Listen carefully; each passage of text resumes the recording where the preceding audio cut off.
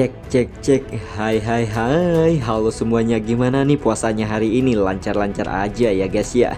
Kali ini Minrap bakal lanjutin spoiler Donghua Battle Truk di Hipen episode 138 ya guys ya. So langsung aja, nggak usah berlama-lama lagi. Pasang telinga, jauhkan jarak gadget dari mata minimal 15 meter. Waktunya kita apa?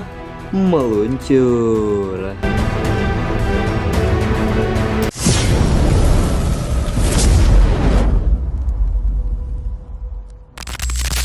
Seketika Xiaoyan merasa kalau suara itu begitu familiar baginya. Tak lama kemudian sosok yang telah lama ia tunggu-tunggu akhirnya muncul, yaitu Hatu Tua Zaising dari Aula Jiwa. Dengan kemunculannya, pertarungan yang luar biasa hedon pun akan segera terjadi. Di tengah keterkejutan semua orang dengan datangnya Aula Jiwa ini, tiba-tiba suara angin yang berhembus mulai terdengar, diikuti dengan kabut hitam yang menyebar dari luar aula ke segala arah. Kabut itu berkumpul di udara lalu perlahan memudar, memperlihatkan beberapa sosok orang yang sedang berdiri tegak. Cara kemunculan mereka yang unik segera membuat banyak orang mengenali mereka sebagai anggota Aula Jiwa.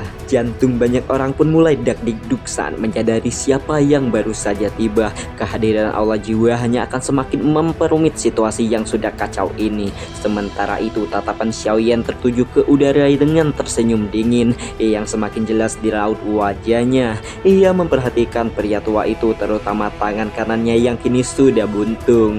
Meskipun Zaising berhasil bertahan dari Angry Buddha Lotus Xiaoyan, ia tetap harus membayar harga yang mahal. Di sisi lain, Hantu Tua Zaising mengamati seisi aula dari udara. Senyumannya yang aneh mengisyaratkan niat buruknya, sementara kata-katanya membuat banyak orang merasa tidak nyaman. Tindakan Aula Jiwa yang kerap menangkap jiwa-jiwa dari berbagai tempat sudah bukanlah rahasia umum lagi di dataran tengah. Banyak pihak membenci mereka, tetapi karena kekuatan organisasi itu sangatlah besar, tidak ada yang berani menentangnya secara langsung. Beberapa ahli yang hadir mulai memperhatikan kondisi fisik Zaising, terutama lengannya yang sudah hilang. Mereka terkejut, seorang ahli dojun bintang 5 puncak yang begitu kuat namun bisa mengalami luka separah itu.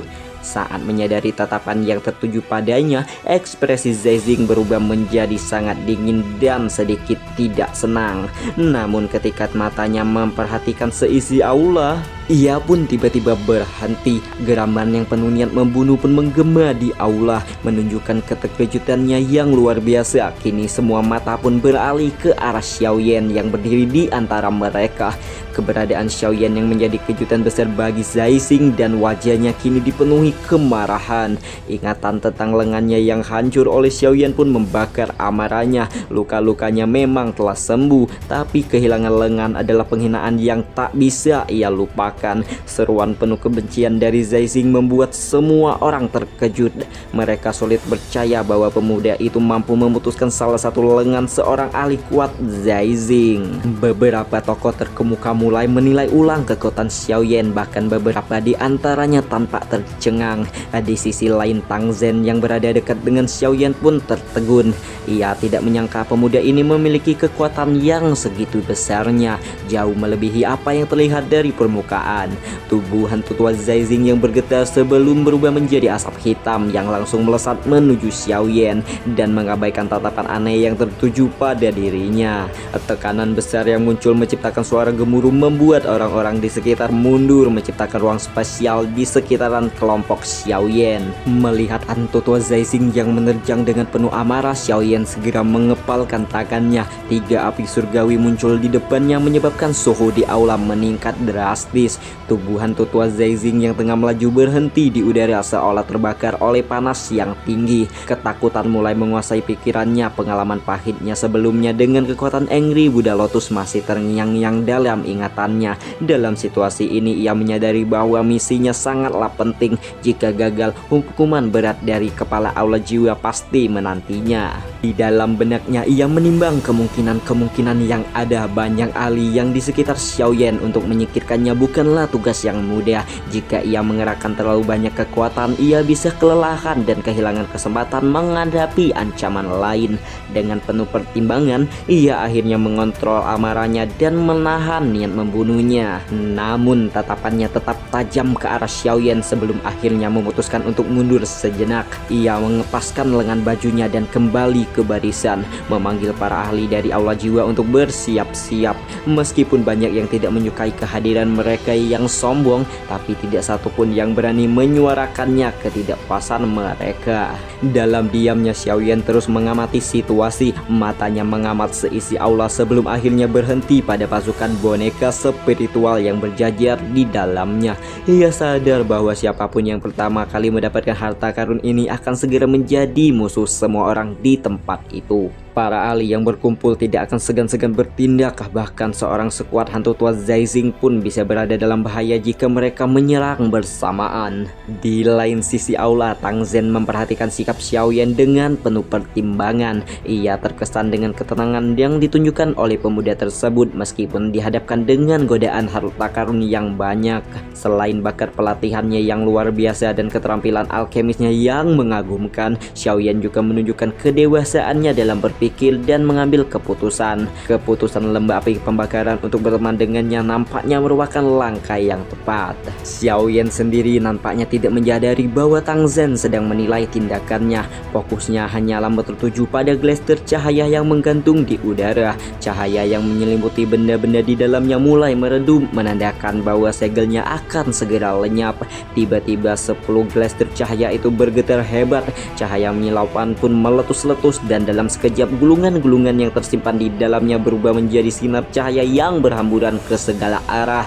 Aula besar itu pun seketika berubah menjadi medan perebutan yang kacau. Pada saat yang bersamaan, para boneka spiritual yang selama ini tidak bergerak akhirnya membuka mata mereka. Setelah sekian lama tertidur, mereka kini terbangun dan menunjukkan niat membunuh yang begitu pekat dan menakutkan. Dalam sekejap, suasana di aula besar semakin menegangkan.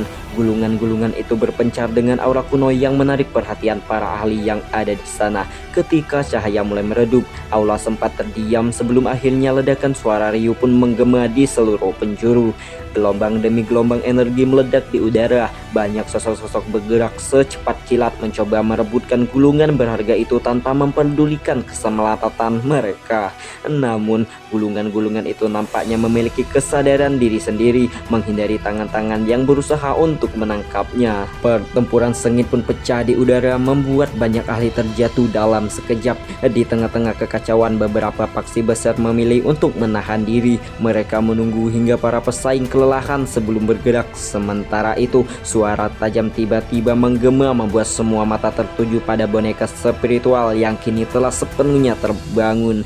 Gelombang niat membunuh yang padat menyebar dan boneka-boneka itu mulai bergerak menyerang siapa saja yang berada dalam jangkauan mereka. Dalam waktu singkat, lantai aula dipenuhi dengan cairan marjan, dan boneka-boneka ini bukanlah boneka biasa. Mata mereka memancarkan cahaya kehidupan dan niat membunuh yang sangat mendalam.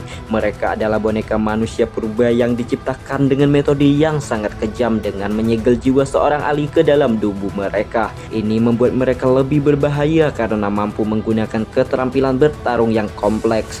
Kini semua orang terpaksa bertarung demi bertahan hidup. Para paksi besar yang sebelumnya menunggu juga akhirnya bergerak karena mereka tidak bisa lagi hanya menjadi penonton. Di tengah-tengah pertempuran, Xiaoyan masih mengamati situasi dengan cermat, dan ia menyadari bahwa merebut terlalu banyak gulungan hanya akan menarik perhatian dan membuat dirinya menjadi target. Oleh karena itu, ia harus memilih dengan cermat. Matanya tertuju pada gulungan merah terang yang memancarkan aura ganas. Hanya sedikit ahli yang mengejarnya, menjadikannya target yang lebih strategis untuk direbut oleh Xiaoyan. Ketika mengamati dengan saksama, Xiaoyan mengambil keputusan. Saat gulungan merah itu melintas di dekatnya, ia pun langsung melesat. Api ungu kehitam-hitaman melonjak dari tubuhnya dan dengan satu dorongan yang kuat, lantai di bawahnya pun retak menjadi abu. Tubuhnya menerjang bagaikan kilatan cahaya langsung masuk ke dalam kerumunan yang berebut gulungan tersebut. Kemunculannya tiba-tiba menarik perhatian banyak orang. Ekspresi mereka berubah ketika tanpa ragu mereka meluncurkan serangan ke arahnya. Namun Xiaoyan hanya mendegus dingin. Aura api ungu kehitam-hitaman itu melesat dari tubuhnya, menghantam teknik lawan yang menghancurkan dalam sekejap.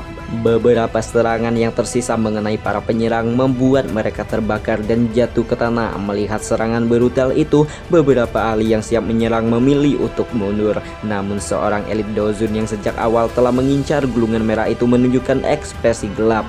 Dengan cepat ia mengayunkan kapak raksasanya yang langsung dipenuhi oleh energi kuning dan langsung menerjang Xiaoyan. Merasakan serangan yang dahsyat itu, Xiaoyan hanya tersenyum dingin. Ia menghunus balok besarnya dan dalam sekejap bedang dan kapak itu bentrok, menciptakan ledakan energi yang mengguncang seluruh aula. Benturan tersebut membuat Dozun itu memuntahkan cairan merah. Ekspresi terkejut lintas di wajahnya saat ia menyadari bahwa Xiaoyan ternyata lebih kuat dari yang ia duga. Menyadari bahwa ia telah kehilangan kesempatan, dia memilih mundur untuk menghindari resiko yang lebih besar. Sementara itu Xiaoyan merasa sedikit mati rasa di tangannya, menyadari betapa kuatnya lawannya tadi. Namun ia tidak punya waktu untuk berpikir lebih jauh. Tatapan Xiaoyan kembali tertuju pada gulungan merah cerah yang masih melayang lincah di udara.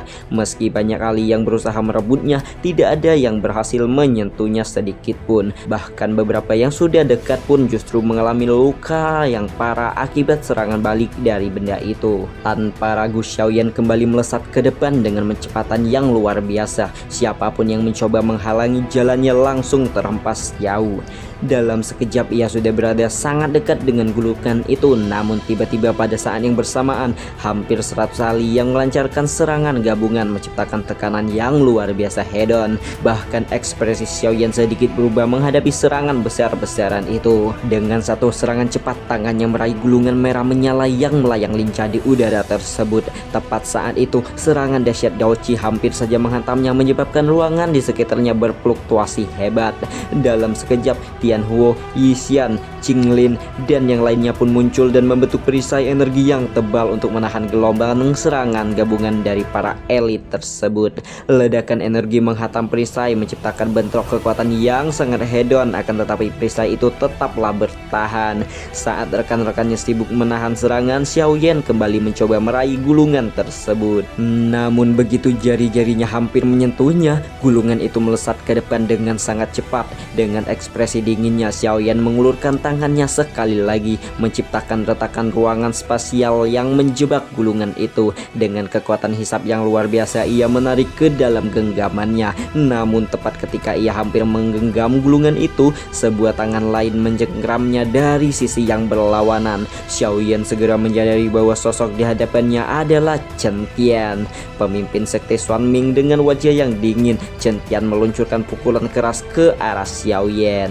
Namun sebelum serangan itu mengenai sasarannya, cahaya keemasan bersinar di depan Xiaoyan.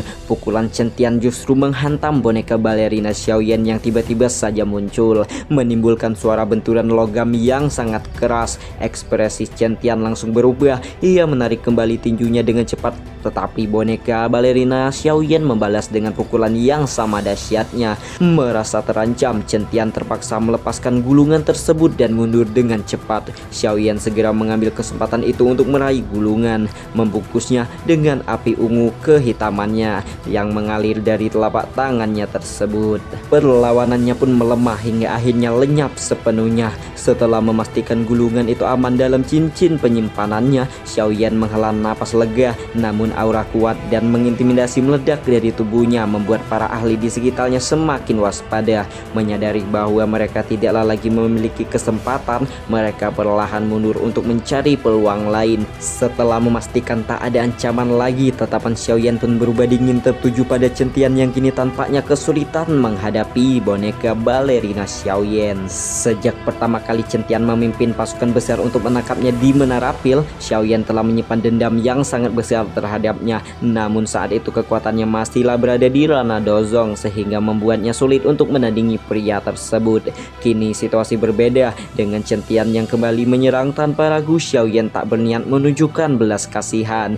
Meskipun sekte Xuanming tidak sekuat itu, tapi dukungan dari sekte Tianming di belakang mereka tetaplah menjadi ancaman. Tapi jika dibiarkan, Chen Tian bisa menimbulkan masalah di masa depan. Oleh karena itu Xiaoyan memutuskan untuk menghapus ancaman ini selagi ada kesempatan. Di bawah serangan bertubi-tubi dari boneka balerina Xiaoyan, Chen nampak semakin terdesak. Kekuatan lawannya yang setara dengan ahli Dozun bintang 3 puncak membuatnya tak mampu melawan dengan mudah. Serangan yang terus-menerus menghantamnya tanpa ampun membuatnya mulai berpikir untuk mundur. Sebelumnya ia merasa percaya diri karena Xiaoyan memiliki banyak musuh termasuk Aula Jiwa dan klan Phoenix Langit. Namun ia tak menyangka bahwa kekuatan Xiaoyan telah berkembang begitu pesat sejak pertemuannya di Menara Pil. Oh, jelaslah Xiaoyan ada perkembangan. Namanya juga beberapa tahun ya kali. MC nggak ada perkembangannya, kocak lu bang. Salah pilih lawan sih. Di saat Chen akhirnya memutuskan untuk melarikan diri, sebuah serangan mendadak menghantamnya dari belakang. Dengan cepat ia berbalik dan menangkisnya dengan telapak tangan yang diselimuti oleh Daochi. Namun kekuatan serangan itu begitu besar hingga mendorongnya beberapa meter ke belakang. Saat ia mengangkat kepala dan ia melihat Xiaoyan yang berdiri di hadapannya dikelilingi oleh api ungu kehitam-hitaman yang berkilauan, membuatnya tampak mengerikan seperti dewa api yang sudah siap menyerang. Menyadari hal itu, dia memilih untuk mundur dan menunggu kesempatan lain untuk membalaskan dendamnya. Namun sebelum dia sempat melarikan diri, Xiaoyan menggunakan teknik pengebur langit untuk melumpuhkannya.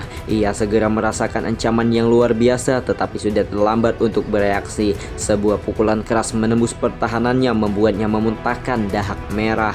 Tubuhnya terkuyur lemas menabrak beberapa ahli lainnya sebelum akhirnya terjatuh dengan kondisi yang menggenaskan. Dengan sisa tenaga yang ada, Chen berusaha bangkit, namun sirup marjan yang membasahi wajahnya menandakan kekuatannya sudah sangat menurun.